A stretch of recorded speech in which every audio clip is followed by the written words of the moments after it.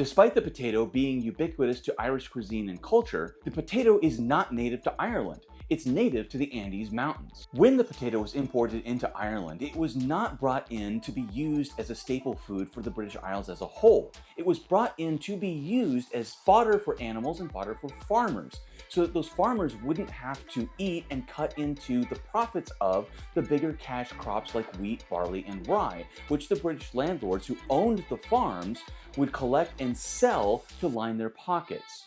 Because potatoes grow very quickly, Irish farmers use those as their primary food source. And more importantly, one potato can give you an entire field of potatoes.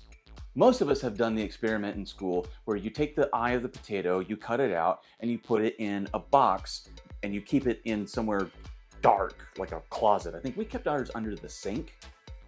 I don't know. But from the eye of a potato, another potato plant grows. There's just one major problem with that. Every potato you grow from an eye of a potato is a clone of the potato it came from. While cloning gives you a very high yield of edible potatoes, it does not give you genetic diversity.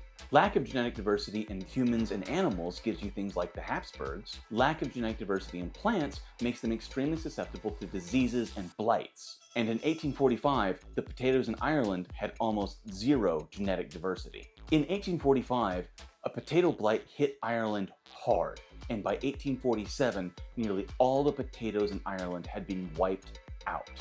Now, potatoes weren't the only food on the island, but it was the only food that they were allowed to eat, because remember, wheat, barley, and rye are cash crops. Largely driven by newspaper propaganda that the Irish were lazy and that the British government had created a welfare state out of Ireland, Parliament refused to help the Irish people, and as a result, millions of them died.